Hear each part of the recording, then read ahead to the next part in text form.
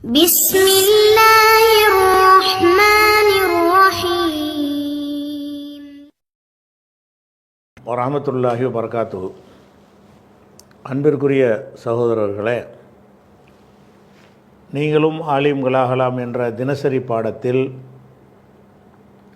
திங்கள் செவ்வாய் ஆகிய 2 நாட்கள் ஹதீஸ்களை பற்றி அறிந்து வருகிறோம். நேற்றைய தினம் ஹதீஸில் ஹபர வாஹித் என்று சொல்லக்கூடிய ஹதீஸுகள், அதாவது மஷ்ஹூர், கரீபு, அசீஸ் என்கிற வகையில் உள்ள ஹதீஸுகள் ஹபர வாஹிது. அந்த ஹபர வாஹிதில் ஏற்றுக்கொள்ளக்கூடியது இருக்கிறது என்பதை நேற்று பார்த்துட்டோம். ஏற்றுக்கொள்ளாதது இருக்குதுங்கிறத இன்றைக்கி பார்க்குறோம். இப்னு ஹஜர் சொல்கிறாரு, ஒஃபீஹா, அந்த ஹபர வாஹிதில் இருக்கிறது அல் மர்தூது. ரத்த என்றால் நிராகரித்தான். ரத்து, விவாகரத்துலாம் சொல்கிறாங்கள்ல, அது ரத்துங்கிறது தமிழில் இந்தியாவில் பயன்படுத்துறது அரபு சொல்லு தான். அது அந்த சட்டம் ரத்து, இந்த சட்டம் ரத்து அப்படின்னு சொல்கிறாங்கள. ரத்துங்கிற வார்த்தை தான் முகலாயர்கள் ரத்துங்கிறத இங்கே சட்டத்தில் பயன்படுத்துறதுனால நம்ம தமிழ் சொல்லு மாதிரி அது நெஞ்சிருச்சு ஆகிவிட்டது. அப்போ ரத்து செய்கிறதுனா நிராகரிக்கிறது. இது ரத்த என்கிற வினை சொல்லிருந்து இஸ்முல் மஃபூல் மர்தூதுன், ரத்ததன் வரும். 2 தாள் வர்றதுனால சத்து பண்ணி மர்தூதுன், ரத்து செய்யப்பட்டது அப்படின்னு நம்ம சொல்கிறோம்.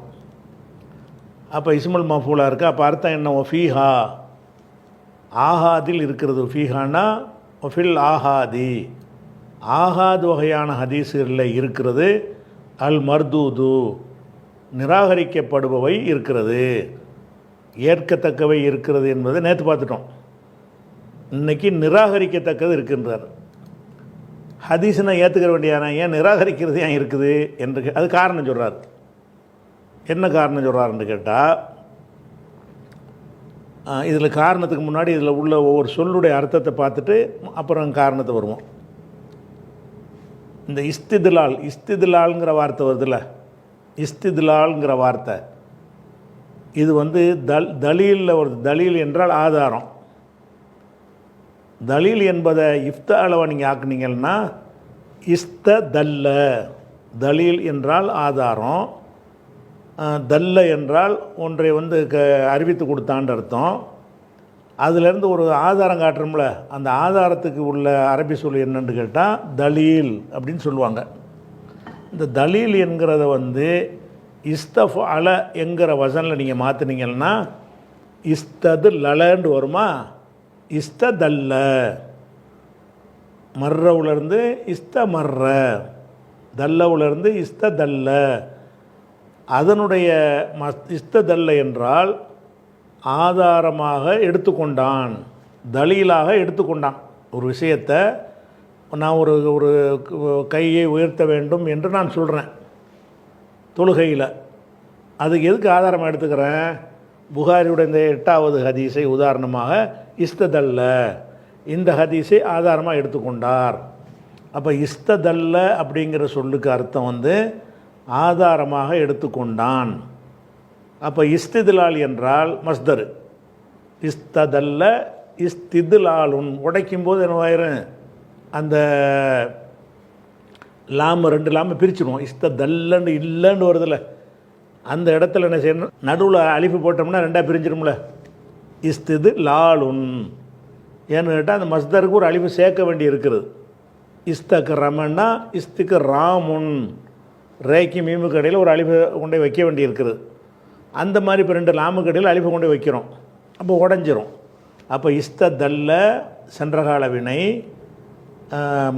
ஒருமை, அதனுடைய மஸ்தர் இஸ்திதுலாலுன், இஸ்தமர்ற இஸ்திம்ராருன்.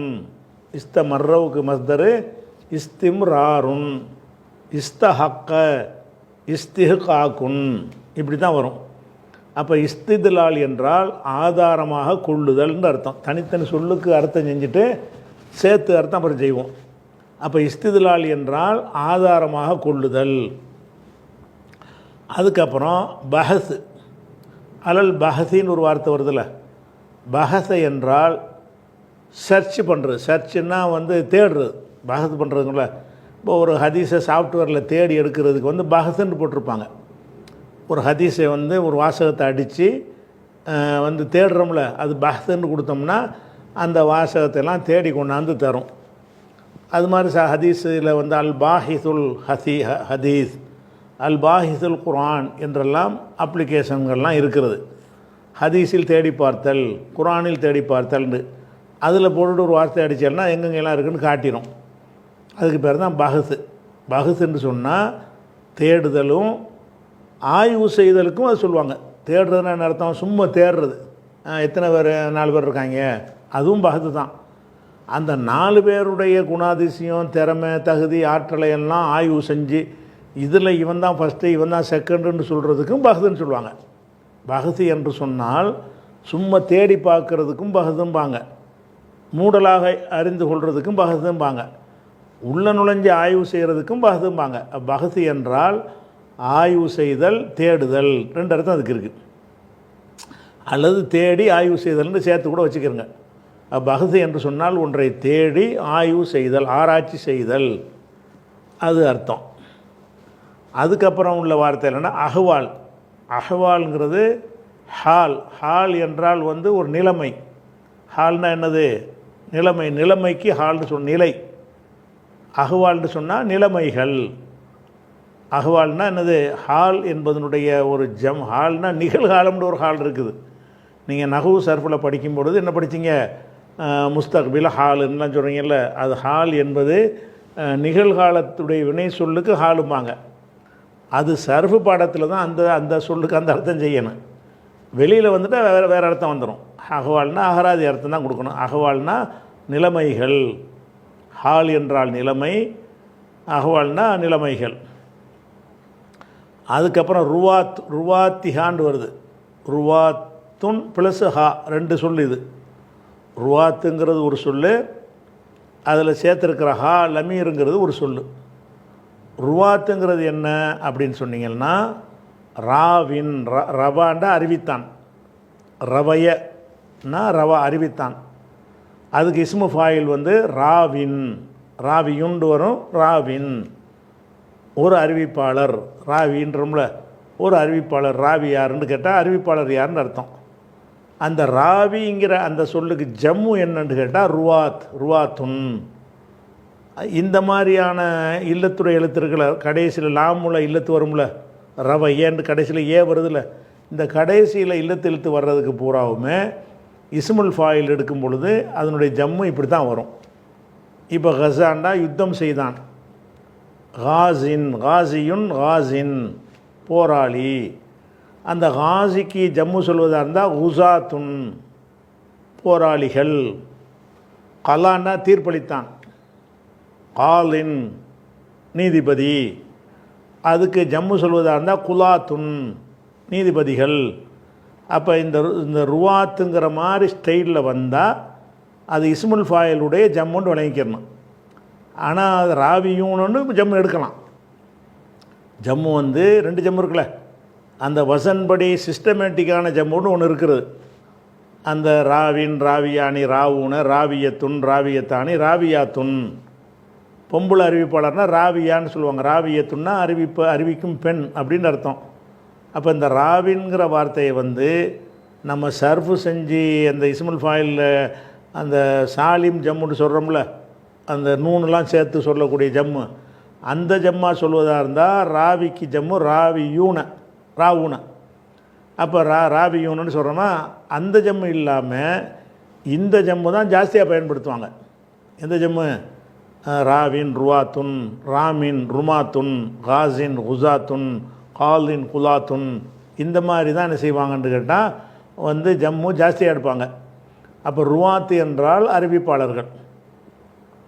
அதை ஹாவில் சேர்த்தோம்னா அதன் அறிவிப்பாளர்கள். ருவாத்துஹா என்றால் அதன் அறிவிப்பாளர்கள்னு அர்த்தம். அப்போ அதுக்கடுத்து தவக்குஃபுன்னு ஒன்று வருது. லீயை விட்டுருங்க, லித்த வக்குஃபி. லித்த வக்குஃபி என்றால், அதாவது தவக்கஃப என்றால் ஒன்றை சார்ந்து இன்னொன்று இருக்கும்ல, அதுக்கு பேர் தவக்குஃப்னு சொல்லுவாங்க, சார்ந்திருத்தல். இந்த ஹதீஸ் நம்ம ஒரு ஹதீஸ் இருக்குன்னு வைங்களேன், அது ஏற்றுக்கொள்வதாக இருந்தால் ஏற்றுக்கொள்ளுதல் வந்து எதை சார்ந்து இருக்கிறது? அறிவிப்பாளருடைய நிலைமையை சார்தான் இருக்கிறது. இன்னமலாமல் பின்னியாத்துன்னவனு அந்த கருத்தை வச்சுக்கிட்டு ஹதீஸை நம்ம ஏற்றுக்கிற மாட்டோம். அது யார் சொன்ன அதை சொல்லு முதல்ல அப்படி கேட்போம். இன்னன்னார் சொன்னாங்க, ஓ அந்த ஆட்களுடைய விவரத்தை சொல்லணுன்னு ரெண்டாவது கேட்போம். அதெல்லாம் கரெக்டாக இருந்தால் தான் ஏற்றுக்குருவோம். அப்போ ஒரு அந்த இன்னமல்லாமல் பின்னியாத்து என்பதை ஏற்றுக்கொள்வதற்கு எதை சார்ந்திருக்க வேண்டி இருக்கிறது? அறிவிப்பாளர்களுடைய ஆய்வில் வந்த அவங்க நிலைமைகளை அறிவதை சார்ந்திருக்கிறது. அப்போ தவக்குஃபு என்றால் ஒரு விஷயம் இன்னொன்றை சார்ந்து இருக்கும் என்று சொன்னால் இது அதன் மீது தவக்குஃபாக இருக்கிறதுன்னு சொல்லுவாங்க. இது அதன் மீது தவக்குஃபாக இருக்கிறது, அதை முடிவெடுத்தால் தான் இதை முடிவெடுக்க முடியும் அப்படிங்கிறதுக்கு வந்து தவக்குஃபுன்னு சொல்லுவாங்க. தவக்குஃபு என்றால் ஒன்றை ஒன்று சார்ந்திருத்தல். அதாவது இது இது இது இந்த முடிவு எடுக்கிறான் தான் அதை அதை எடுக்கணும். அதை எடுத்துட்டு தான் அதன்படி தான் இதை எடுக்கணும்னு சொல்கிறோம்ல. வைத்தியம் பண்ணுறதா இருந்தால் வந்து ஒரு ஹார்ட்டில் பிரச்சனை என்று சொன்னால் அதுக்கு வந்து ஸ்கேன் பண்ணுறான். ஸ்கேனை சார்ந்திருக்கிறது. ஹார்ட்டுக்கு வைத்தியம் பண்ணுவது எதை சார்ந்திருக்கிறது? ஸ்கேன் பண்ணுவதை சார்ந்திருக்கிறது. தவக்குஃபாக இருக்குது. அப்படின்னா என்ன அர்த்தம்னு கேட்டால், முதல்ல ஸ்கேனை பண்ணிட்டு வா, அதை பார்த்துட்டு தான் வைத்தியம் பண்ணுவேன் பாருல. அப்போ ஹார்ட் இதய வைத்தியம் செய்வதற்கு எதை செய்ய வேண்டியிருக்குது? அது மாதிரி வந்து ஒரு அரிப்பு சொறி சரங்குன்னு இருக்குது. அதுக்கு வைத்தியம் பண்ணுவதாக இருந்தால் இரத்தத்தை டெஸ்ட்டு பண்ணுவதில் சார்ந்திருக்கிறது. பிளட் டெஸ்ட் பண்ணிட்டு வான்னு சொல்கிறான்ல. அப்போ இந்த வைத்தியம் செய்வதற்கு முன்னாடி என்னத்தை அவன் அறியணும்? இந்த இரத்தத்தினால தான் இது வருது, ரத்தத்தில் என்ன இருக்கணும் போதை பார்த்துட்டு வா, அதில் உள்ளதை வச்சுட்டு தான் அதுக்குரிய ட்ரீட்மெண்ட் கொடுத்தா தான் இந்த உனக்கு அரிப்பு சொறி சரங்கெல்லாம் போகும். இப்படி ஒன்றை சார்ந்திருக்கு. ஒவ்வொரு விஷயத்துக்கும் இன்னொன்று சார்ந்திருக்குமா இல்லையா? அப்படி சார்ந்து இருப்பதுக்கு பேர் தான் என்னது? தவக்குஃபுங்கிறது. இப்போ மொத்தத்துக்கு அர்த்தம் வருவோம். ஒஃபீஹா அதில் இருக்கிறது. எதில்? ஆஹாதில் இருக்கிறது. ஆஹாதுன்னா மஷஹூர் அசீஸ் கரீபில் இருக்கிறது. அதனால் ஆகாது. ஆகாது 3 வகை தானே. ஒன்று முத்தவாத்திரு தனி, இந்த 3க்கும் சேர்த்து ஆகாதுன்னு பேர். ஒஃபீஹா ஆகாதான ஹதீஸுகளிலே ஹபருல் வாஹிதுகளில் உண்டு. அல் மர்தூது நிராகரிக்கப்பட்டது இருக்கிறது. நிராகரிக்கப்பட்ட ஹதீஸு இருக்கிறது. ஏன் அப்படி நிராகரிக்கிற? ரசூலுல்லாஹ் சொன்னால் எதிர்ப்பு பெற வேண்டியதானே அப்படின்னு கேட்டால் அது காரணம். தவக்குஃபில் இஸ்திதுலாலி ஆதாரமாக கொள்ளுதல் சார்ந்து இருக்கிறது. பிஹா அந்த செய்தியை, அந்த அஹ்பாரை, அந்த ஹதீஸுகளை ஆதாரமாக கொள்வது வந்து சார்ந்து இருக்கிறது. எதை சார்ந்து இருக்கிறது என்று கேட்டால் அலல் பஹசி ஆய்வு செய்வதை சார்ந்து இருக்கிறது. எதை ஆய்வு செய்வது? அன் அஹ்வாலி ருவாத்திஹா அன் அஹ்வாலி நிலைமைகளை ஆய்வு செய்வது. எந்த நிலைமைகளை ஆய்வு செய்வது? ருவாத்திஹா அதன் அறிவிப்பாளர்களின் நிலைமைகளை ஆய்வு செய்வதில் சார்ந்திருக்கிறது. ஒரு ஹதீஸ்ன்னு சொன்னோன்னே நாங்கள் ஏற்றுக்கிற முடியாது. ஏன்னு கேட்டால் அந்த ஹதீஸ் சொன்னாலும் யாருங்கிறது எங்களுக்கு தேவை. ஆகாதுன்னு வந்துருச்சுன்னு சொன்னால் ஆளை ஆய்வு செஞ்சு ஆகணும். முத்தவாத்திர்னு வந்தால் தான் ஆட்கள் ஆய்வு செய்ய தேவைப்படாது. ஆகாது வகையில் வந்துருச்சுன்னு சொன்னால் என்ன அவசியம் இருக்குது? இதை வந்து ஆதாரமாக கொள்வதற்கு என்னத்தை சார்ந்திருக்கிறது? அதை முடிச்சுட்டு வா. இன்னமல்லாமல் பின்னியாத்து அது இருக்கட்டு பார்த்து யார் அதை ஆட்களை சொல்லு பார்ப்போம். ஒவ்வொரு ஆளும் சரியான்னு ரெண்டாவது பார்ப்போம். ஓகேன்னு சொன்ன பிறகு தான் ஆதாரமாக இப்போ எடுத்துக்கிறணும். இன்னமல்லாமல் பின்னியாத்துங்கிற ஒரு ஹதீஸ் ஆதாரமாக எடுக்கிறதா இருந்தால் அதுக்கு முந்தி எதை முடிவு செஞ்சாகணும்? அதனுடைய அறிவிப்பாளர்களுடைய நிலைமைகளை முடிவு செஞ்சு ஆகணும். அது ஓகேன்னு வந்தால் தான் ஆய்வு செய்து ஆதாரமாக எடுத்துக்கலாம். ஓகேன்னு வரலன்னா எடுத்துக்கிற முடியாது. அப்போ 2 வரத்தானே செய்யும். மக்குஃபூல் மர்தூது மௌக்கூஃபுன்னு எதுக்கு வருதுன்னு கேட்டால் இந்த காரணத்தினால வருது. மர்தூதும் இருக்கிறது, மௌக்கூஃபும் இருக்கிறது. எதனால் வருதுன்னு கேட்டால் லித்தவக்குஃபி அல் இஸ்திதுலாலி பிஹான்னா பில் ஆகாதி அந்த ஆகாதுகளை ஆதாரமாக கொள்வது. இஸ்திதுலாலி என்றால் ஆதாரமாக கொள்வது. அந்த ஹபர வாஹிதுகளை ஆதாரமாக கொள்வது சார்ந்து இருக்கிறது. எதை சார்ந்திருக்கிறது? அலல் பஹசி ஆய்வு செய்வதை சார்ந்திருக்கிறது. எதை ஆய்வு செய்வது? அன் அஹ்வாலி ருவாத்திஹா அதன் அறிவிப்பாளர்களின் நிலைமைகளை, அதன் அறிவிப்பாளர்களுடைய ராவிகளுடைய நிலைமைகளை ஆய்வு செய்வதை சார்ந்து இருக்கிறது. அதை ஆதாரமாக கொள்வது அவசரப்பட்டு கொன்றக்கூடாது.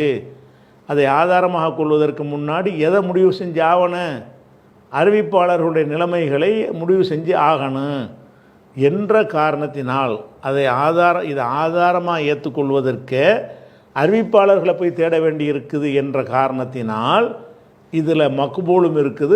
ரெண்டு வந்தது காரணம். எல்லாம் ஏற்றுக்கிறாமல் எதுக்கு இப்படி ரெண்டு விஷயம் வருதுன்னு கேட்டால், ஆட்களை போய் ஆய்வு செய்ய வேண்டியிருக்குல்ல. அதில் சரியான ஆய்வாக இருந்தால், சரியான ஆட்களாக இருந்தால் மக்பூலில் வந்துடும். அறிவிப்பாளர் சரியில்லைன்னு வந்தால் மருத்துவத்தில் வந்துடும். எப்போ ஒன்றை ஆய்வு செய்யாமல் ஏற்றுக்கண்டா கண்ண மூடி அத்தனை ஏற்றுக்கிறோம். ஆய்வு செஞ்சு ஏற்றுக்கண்டா சிலதை ஏற்றுக்கணும், சில ஏற்றுக்கிறோம். அப்படி தானே வரும். ஒரு விஷயத்தை ஆய்வு செய்யாமல் ஏற்றுக்கொள் அப்படின்னு சொன்னால் அனைத்தையும் ஏற்றுக்கிறோம். இல்லை ஆய்வு செஞ்சு ஏற்றுக்கணும்னா என்ன செய்யும், அந்த ஆய்வுக்கு உட்பட்டு இருந்தால் சரின்னு சொல்லுவோம், அந்த கண்டிஷனுக்கு உட்பட்டு இல்லாட்டி சரியில்லைன்னு சொல்லுவோம். அப்போ அதில் என்ன ரெண்டு வந்துடும்ல, மக்பூல் வந்துடும், மருத்துவத்து வந்துடும். அதுதான் சொல்கிறார், எதனால் மக்பூலு மருது ஹபர வாஹிதில் எதனால் இந்த பிரச்சனை வருதுன்னு கேட்டால் இதுதான் காரணம். எதனால் காரணம், லீங்கிறது இதற்காகன்ற அர்த்தம். எதனால் மர்தூத் இருக்கிறது என்று சொன்னால், எதனால் மக்பூல் என்று ரெண்டு வகையாக பிரிகிறது என்று சொன்னால், லித்த வக்குஃபி சார்ந்திருக்கிற காரணத்தினால், லீண்டா காரணத்தினால், லீண்டா அதற்காக இதற்காகங்கிறோம்ல, அதான் காரணம். லித்த வக்குஃபி சார்ந்திருக்கும் காரணத்தினால். என்ன சார்ந்திருக்கிறது, அல் இஸ்திதுல்லாலி பிஹா அந்த ஹபர வாஹிதுகளை சான்றாக கொள்வது. இஸ்திதுல்லால்னா என்ன அர்த்தம், தலீலாக ஆதாரமாக கொள்வது சார்ந்து இருக்கிறது. எதை சார்ந்திருக்கிறது, அலல் பஹசி ஆய்வு செய்வதை சார்ந்திருக்கிறது. எதை ஆய்வு செய்வது, அன் அஹ்வாலி ருவாத்திஹா அதன் அறிவிப்பாளர்களின் நிலைமைகளை. அந்த நிலைமைண்டா என்ன அர்த்தம், பொய்யரா, நாணயமானவரா, மறதி உள்ளவரா, அவருக்கு முந்தின அறிவிப்பாளர் காலத்தில் வாழ்ந்தவரா, சந்தித்திருக்கிறாரா, இதான் நிலைமைகள். அன் அஹ்வாலி ருவாத்திஹா அதன் அறிவிப்பாளர்களுடைய நிலைமைகளை ஆய்வு செய்வதன் மீது ஆதாரமாக கொள்ளுதல் என்பது சார்ந்திருக்கும் காரணத்தினால் அதில் மக்பூலும் உண்டு, மர்தூதும் உண்டு. ரெண்டாக அனைத்தும் ஏற்றுக்கொள்ளாமல் ரெண்டாக பிரிக்கிற காரணம் என்னன்னு கேட்டால், இதன் மீது சார்ந்திருக்கு. அறிவிப்பாளர்களை வச்சு தான் முடிவை. நல்ல அறிவிப்பாளர்னா மக்பூல், நல்ல அறிவிப்பாளர் இல்லைன்னா மர்தூது. தூணல் அவ்வளி முதலாவதுக்கு இல்லை. முதலாவது இது முத்தவாத்திர். முத்தவாத்திற்கு அல்ல, முத்தவாத்திற்கு ஆய்வே கிடையாது. அவ்வள்னா என்ன அர்த்தம், 4 வகையில் அவ்வள்னா ஃபஸ்ட்டு எது, முத்தவாத்திர் தானே. முத்தவாத்திற்கு ஆட்கள் ஆய்வு செய்யணுமா, அதை சார்ந்து இருக்கலை. முத்தவாத்திருடைய விஷயம் ஆட்கள் மீது சார்ந்திருக்கவில்லை. அந்த செய்தியை நீ நம்பி தான் ஆகணும்.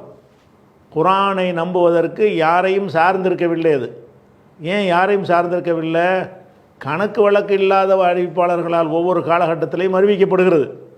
கணக்கு இல்லாத அறிவிப்பாளர்களால் ஒவ்வொரு காலத்திலையும் இருக்கும்போது யாரை போட்டு ஆய்வு செய்வீங்க. அப்போ அதிகமான பேர் அறிவித்திருக்கிறார்கள் ஒத்த வார்த்தையில் அது முடிஞ்சிச்சு டாபிக். அப்போ 100% ஏற்றுக்கிறோம். ஒரு ஒட்டுமொத்த சமுதாயம் அதிகமான மக்கள் ஒவ்வொரு காலகட்டத்திலையும் அதன் அறிவிப்பாளர்களாக வருவார்களே, ஆனால் நபர்களை சார்ந்திருக்கவில்லை. கண்ணை மூடிக்கொண்டு ஏற்றுக்கொள்வதில் அது போய் அடங்கி விடுகிறது. அப்படி அடங்கிவிட்டது என்று சொன்னால் அதில் முத்தவாத்திரில் அந்த மக்பூல் மருதுவதுன்னு 2 கிடையாது. முத்தவாத்திர் எல்லாமே மக்பூல் தான் அப்படிங்கிறது தான் சொல்கிறார். தூணல் அவ்வளி, தூணன்னா அல்லன்ற அர்த்தம், தவிர அல்லன்ற அர்த்தம். தூணல் அவ்வளி முதலாவதற்கு அல்ல. முதலாவதற்கு அல்லண்டா என்னது தான், முதலாவதுங்கிறது முத்தவாத்திர். தூணல் முத்தவாத்திர்னு போட்டுக்கிற வேண்டாம். தூணல் அவ்வளி என்றால் தூணல் முத்தவாத்திர், முத்தவாத்திற்கு அல்ல. அப்படின்னா முத்தவாத்திர் என்பது ஆட்களை சார்ந்திருக்கவில்லை. முத்தவாத்திரை ஆதாரமாக கொள்வதற்கு அறிவிப்பாளர்களுடைய நிலைமைகளை பார்க்க தேவையில்லை. அந்த பெரிய கூட்டமாக இருக்கிறாங்களே அதுவே நமக்கு போதும். ஒவ்வொருவரையும் பிரித்து அறிகிறதுங்கிறதுக்கு 2 3 வந்தால் தான் அப்படின்னு சொல்கிறார். அப்போ லித்த வக்குஃபில் ஒஃபீஹா அதில் இருக்கிறது அல் மர்தூது. ஃபீஹான்னா அந்த ஹாங்கிறது ஹபரா ஆஹாதுன்னு சொன்னார்ல, அந்த ஆஹாதில் இருக்கிறது. அல் மர்தூது நிராகரிக்கப்பட்டது இருக்கிறது. எதனால் இப்படி இருக்கிறது, 2க்கும் காரணம் இது.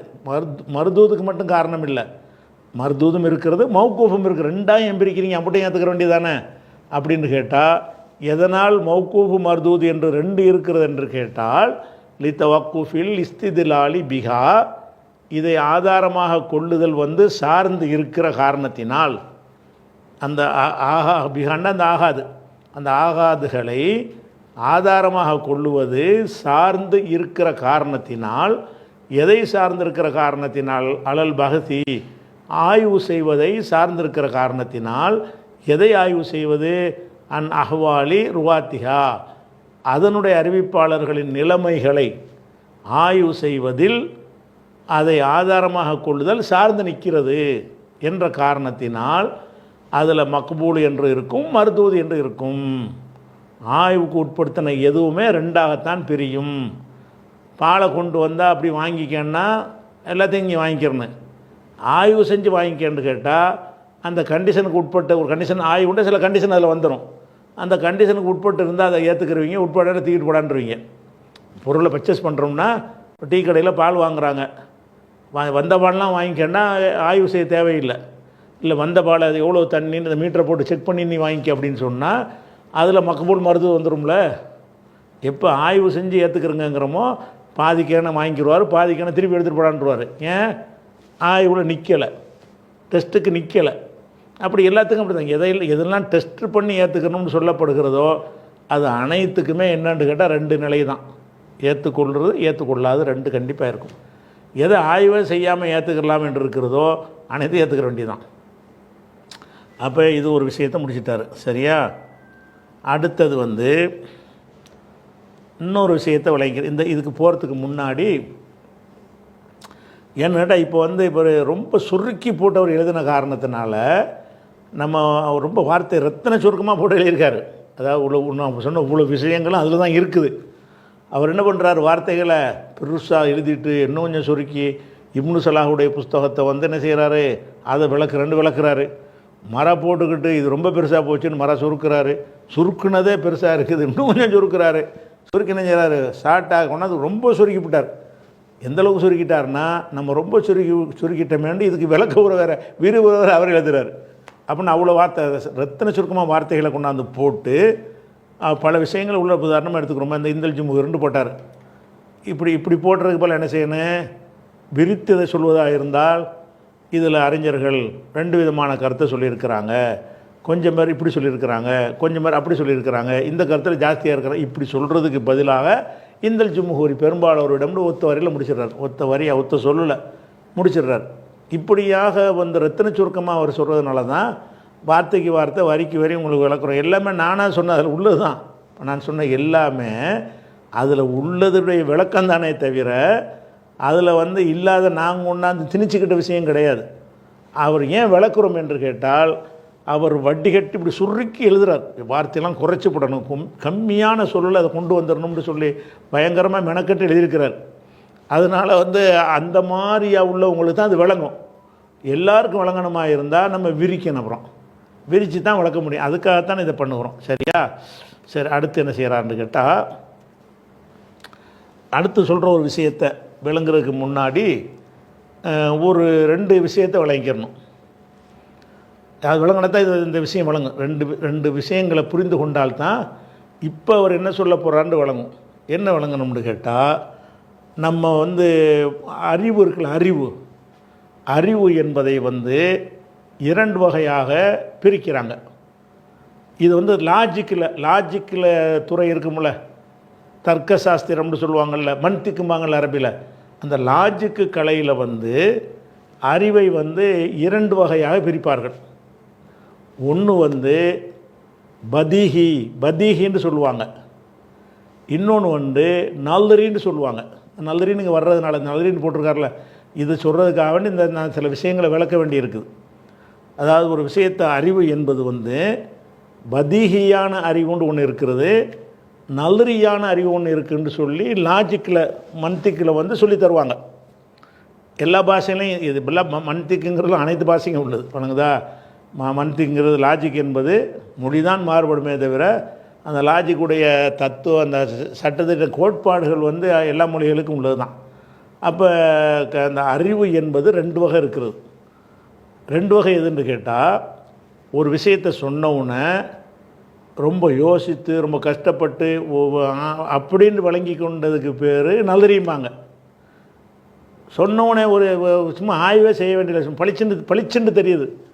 பளிச்சென்று தெரியக்கூடியதை அதுக்கு தமிழில் என்ன பேர் வச்சுக்கிறாங்கன்னு தெரியல. அரபியில் பதிகிங்கிறாங்க. நான் அதுக்கு விளக்கத்தை வேணால் சொல்கிறேன். அதுக்கு தமிழில் விளக்கம் சொல்வதாக இருந்தால் பளிச்சென்று விளங்கக்கூடியவை, கொஞ்சம் சிந்தனை செலுத்தி விளங்கக்கூடியவை, அப்படி 2 வகை இருக்குது. பதிகி என்று உதாரணமாக நெருப்பு சுடும் என்று உங்கள்கிட்ட நான் சொல்கிறேன். மண்டைய கசக்கி நெருப்புண்டா என்ன, நெருப்பு சுடும், இப்படி ஆய்வு செய்வீங்களா? தலையாடிட்டு போயிடுவீங்க. அப்போ நெருப்பு சுடும் என்று நான் சொல்வதை நீங்கள் அறிந்து கொள்வதாக இருந்தால் என்ன செய்வீங்க? பெரிய ஆராய்ச்சிலாம் பண்ண மாட்டீங்க. ஒரு புதுசாக நீங்கள் பார்க்காத ஒரு பழம் இது ஒரு பழம் வச்சுக்கிறங்க, நீங்கள் பார்க்காத ஒரு பழம், இது ரொம்ப புளிப்பாக இருக்கும் என்று உங்கள்கிட்ட சொல்கிறேன். இது வழங்குறதுக்கு புளிப்புண்டா என்ன அப்படி ஆய்வு செய்வீங்க. அப்படியான்னு சொல்லிட்டு தொட மாட்டீங்க. வழங்குதா? அப்போ எந்த விஷயத்தை சொன்ன உடனே பண்டிதன், பாமரன், சாதாரண உள்ளவன், அறிவு உள்ளவன், அறிவு கம்மியாக உள்ளவன் எல்லோரும் வழங்கிக்கிடுவானோ, சிரமம் இல்லாமல் வழங்கி கொள்வானோ, ஆய்வுக்கு இடம் கொடுக்காமல் வழங்கி கொள்வானோ, அந்த மாதிரியான அறிவுக்கு பேர் பதிஹி என்று மன்திக்கில் அரபியில் சொல்லுவாங்க. இவன் தர்க்க கலையில் என்ன பேர் வச்சுக்கிறான்னு தெரியல. பேர் என்னவாக இருந்தாலும் சரி, அதை பளிச்சென்று விளங்கக்கூடியவன் நீங்கள் வச்சுக்கிறங்க இப்போதைக்கு. அதில் லாஜிக்கு தமிழ் புஸ்தகத்தில் படித்து இதுக்கு என்ன அதுக்கு போடுறான்னு நீங்கள் படிச்சுக்கிறங்க. நான் தமிழில் லாஜிக்கு நம்ம படிக்கலை. நம்ம மன்திக்கு லாஜிக்கு அரபி கிதாபுகளில் படித்தது தான். அப்போ பதிஹி என்று சொன்னால் பளிச்சென்று நெருப்பு சுடும்.